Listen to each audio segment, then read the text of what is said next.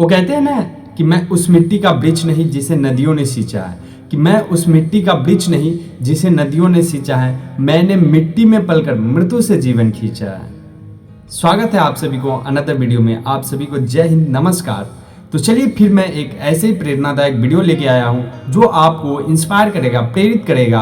आज जो मैं बात करने वाला हूँ उस बालक के बारे में जिसे मंदबुद्धि कहा गया, जिसे कहा गया कि ये मेंटली डिस्टर्ब है, कुछ नहीं कर सकता, लेकिन वही लड़का आगे चल के दुनिया के सबसे बेस्ट साइंटिस्ट में और साइंटिस्ट के लिस्ट में नाम दर्ज कराए। जी हाँ, आज हम बात करेंगे उस जीनियस लड़का के। क्या आप जानते हैं कि जिस व्यक्ति को आज दुनिया प्रतिभा जीनियस कहती है, उसे कभी धीमा बच्चा, स्लो लर्नर कहा जाता था। हाँ, हम बात कर रहे हैं, जी हाँ, मैं आज बात करूंगा अल्बर्ट आइंस्टीन जी का, उस महान वैज्ञानिक की जिसने सापेक्षता का सिद्धांत, थ्योरी ऑफ रिलेटिविटी देकर विज्ञान की दिशा ही बदल दी।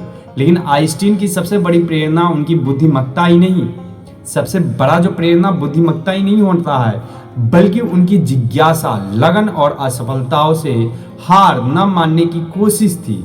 ऐसी मैं एक इंस्पिरेशनल वीडियो बनाया हूँ एडिसन जी के बारे में, थॉमस अल्वा एडिसन जी के बारे में। वो व्यक्ति को स्कूल से निकाल देते हैं और उनको माता जी को ये कहा जाता है कि आपके जो बालक है ना वो कुछ नहीं कर सकता, और उनके माता जी उनको इतने अच्छे से जो है रिप्लाई करते हैं। अगर आप जो है एडिसन जी के बारे में देखना चाहते हैं तो मेरे प्लेलिस्ट वाले वीडियो में जाकर देख सकते हैं। थॉमस अल्वा एडिसन जी के बारे में मैं वीडियो बना चुका हूँ।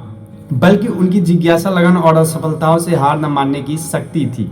असफलताओं से घबराना नहीं चाहिए। वो कहते हैं ना कि असफलता एक चुनौती है, उसे स्वीकार करो, क्या कमी रह गई देखो और सुधार करो। जब तक न सफल हो नींद चैन को त्यागो तुम, संघर्ष के मैदान छोड़कर मत भागो तुम। बिना कुछ किए बिना ही जय जयकार नहीं होता, लेकिन कोशिश करने वालों का कभी हार नहीं होता। अल्बर्ट आइंस्टीन जी का जन्म 14 मार्च 1879 14 मार्च 1879 को जर्मनी के उल्म शहर में हुआ। बचपन में वो बहुत चुप रहते थे, एक साधारण, एक रिलैक्स माइंड के बालक थे और वो हमेशा रिलैक्स रहते थे।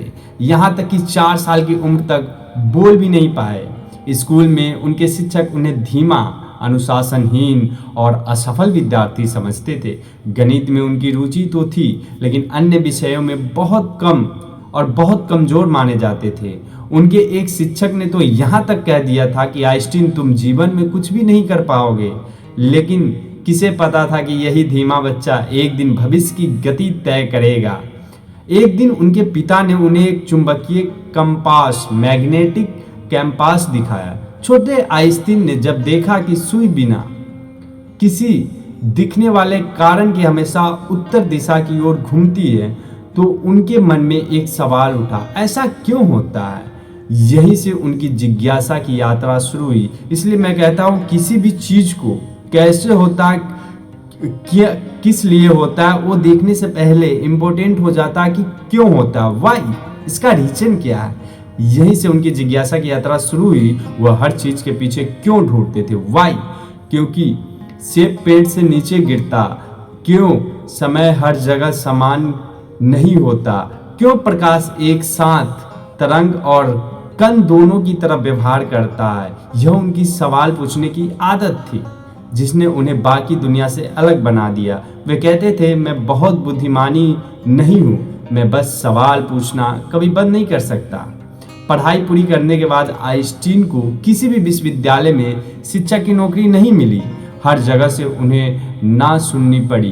काफ़ी संघर्ष के बाद उन्होंने स्विट्जरलैंड के बर्न शहर में पेटेंट ऑफिस में क्लर्क की नौकरी मिली उन्हें।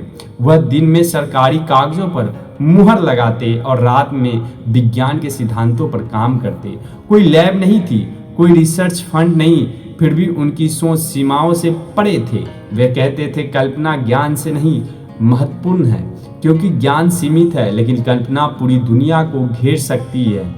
साल 1905 में 1905 को विज्ञान के इतिहास में चमत्कारी वर्ष कहा जाता है। इस साल आइंस्टीन ने एक के बाद 4 ऐसे रिसर्च पेपर प्रकाशित किए जिन्होंने भौतिकी की नींव ही हिला दी।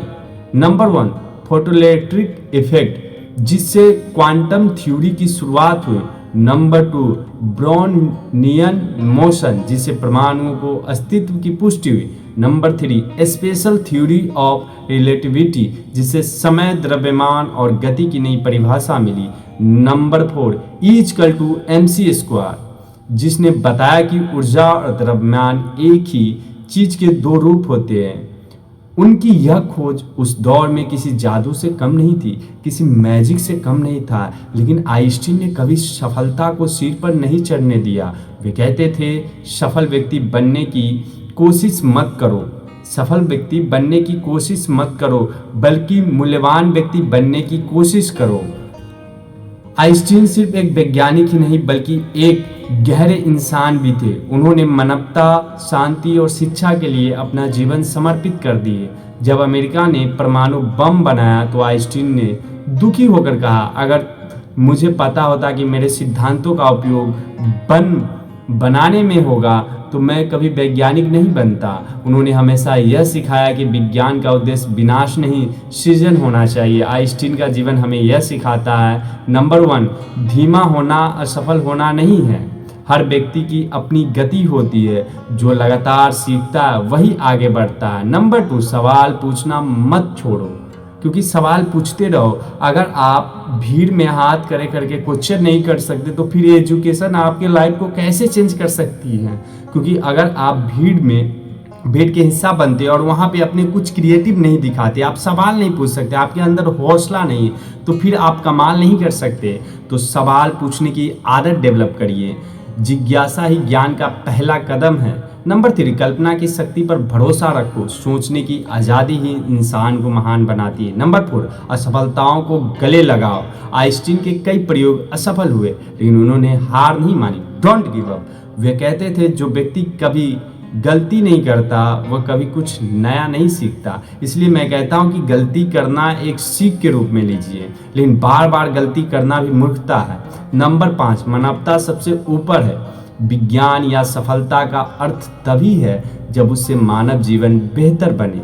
आज जब हम आइंस्टीन का नाम सुनते हैं तो दिमाग में एक जीनियस की छवि बनती है, क्योंकि वो स्ट्रगल किए, मेहनत किए, तब जाके हम आज उनको जानते हैं, पढ़ते हैं, उनके थ्योरी को पढ़ते हैं। लेकिन असली प्रेरणा यह नहीं है कि उन्होंने क्या खोजा।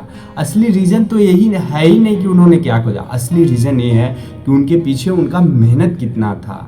उन्हें स्कूल में जो है मेंटली डिस्टर्ब कहा गया, उसे जो है एक जो है साइलेंट बॉय कहा गया, एक शांति लड़का बोला गया कि ये कुछ नहीं कर सकता। हालांकि वहाँ के टीचर स्पष्ट शब्दों में उन्हें कह दिया गया कि ये लड़का जो है कुछ नहीं कर सकता। कि उन्होंने कठिनाइयों के बावजूद भी खोज जारी रखी, बल्कि उन्होंने हार नहीं मारा, फिर भी कठिनाइयों के सामना किए और खोज को जारी रखे। उनकी ज़िंदगी हमें यह बताती है कि सफलता प्रतिभा से नहीं, लगन, जिज्ञासा और मेहनत से मिलती है। अल्बर्ट आइंस्टीन ने सही कहा था, जीवन साइकिल चलाने जैसा है, संतुलन बनाए रखने के लिए चलते रहना जरूरी है। तो आइए हम भी अपनी जिज्ञासाओं को जिंदा रखें, सवाल पूछते रहें, सीखते रहें और अपने सपनों की ओर लगातार चलते रहें। यही आइंस्टीन की सबसे बड़ी प्रेरणादायक, हार मत मानो, सोचो, खोजो और आगे बढ़ो। तो अल्बर्ट आइंस्टीन साहब से आप क्या सीखे, वो अपना राय कमेंट सेक्शन में जरूर पिन कीजिएगा। मिलते हैं नेक्स्ट वीडियो में, तब तक के लिए जय Hind, Vande Mataram. Thanks for watching this video. आपके कमेंट सेक्शन का आपके कमेंट का मुझे इंतजार रहेगा, क्योंकि आप जो लिखते हैं उससे हमें भी प्रेरणा मिलता है और आप क्या सीखते हैं उससे हमें भी प्रेरणा मिलता है। क्योंकि वो कहते हैं ना कि जब तक देखोगे नहीं तब तक सीखोगे कैसे, और सीखोगे नहीं तो जीतोगे कैसे। तो आप लोग अपने स्वास्थ्य का ख्याल रखिएगा। मिलते हैं किसी अनदर वीडियो में, तब तक के लिए जय Hind, Vande Mataram. Thanks for watching this video. जय हिंद, जय भारत।